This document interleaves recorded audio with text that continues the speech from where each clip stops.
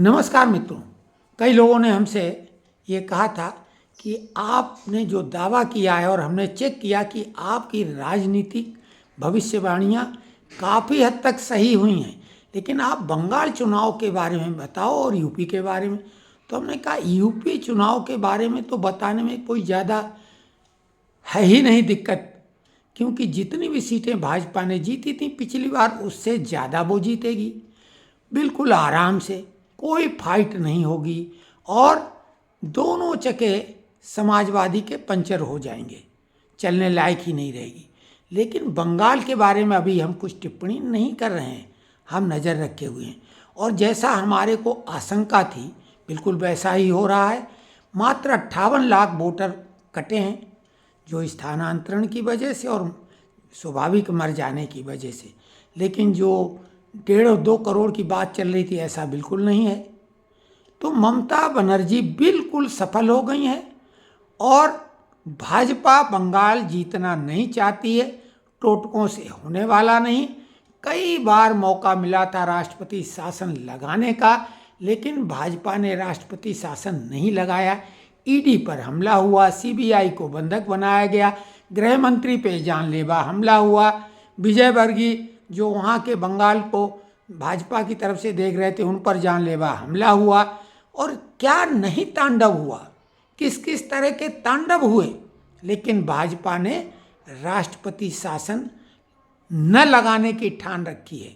और ये बात हम दावे से कह सकते हैं कि चाहे जितने ज्योतिषी जो भी कुछ भविष्यवाणियाँ कर लें, बंगाल भाजपा ऐसे तो नहीं जीत पाएगी, क्योंकि एसआईआर बंगाल में टाएं टाएं फिस हो गई, एक भी फालतू वोट कटा नहीं। और मीडिया में जो ये हाइप दिया गया कि उधर भाग रहे इधर भाग रहे बांग्लादेशी रोहिंग्याई, वो नाटक था, केवल दिखाने के लिए, डरने का। ममता बिल्कुल कॉन्फिडेंट थी और है, और हम बता रहे हैं कि इन हालातों में ममता बनर्जी यानी टीएमसी को भाजपा नहीं हरा पाएगी किसी भी कीमत पर। अमित शाह, मोदी, योगी कुछ भी कर लें, किसी भी कीमत पर ममता बनर्जी को नहीं हरा पाएंगे। तमाम बड़े बड़े विशेषज्ञ बहुत कुछ आंक रहे हैं, सब कुछ ड्रामेटिक अंदाज में हो रहा है। जिस तरीके से रायबरेली में स्मृति ईरानी को हराया गया था मिलके, बिल्कुल वही स्क्रिप्ट है, डरने की और धमकाने की, बौखलाने की, ये सब स्क्रिप्टेड काम है। लेकिन अपने काम में वो लगी रहीं और वो सफल हो गई।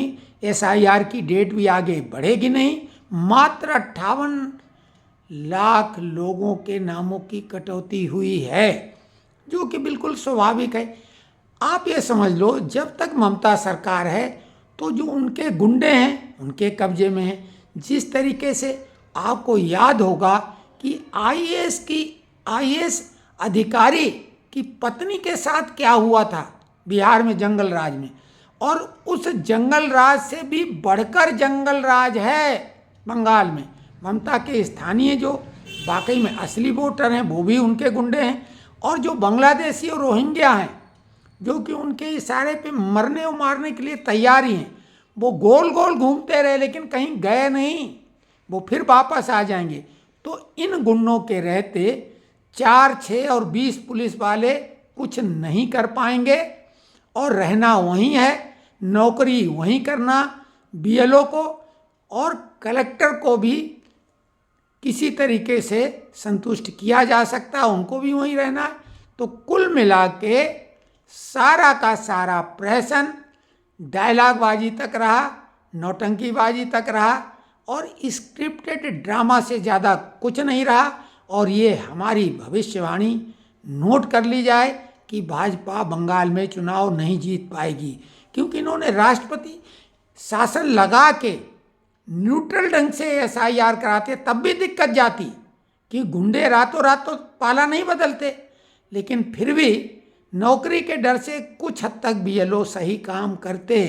लेकिन अभी तो एक भी बीएलओ ने ईमानदारी से काम किया ही नहीं होगा, डर में काम किया होगा। तो कुल मिला के ममता बनर्जी ने अपनी जीत का मार्ग बिल्कुल प्रशस्त कर लिया है।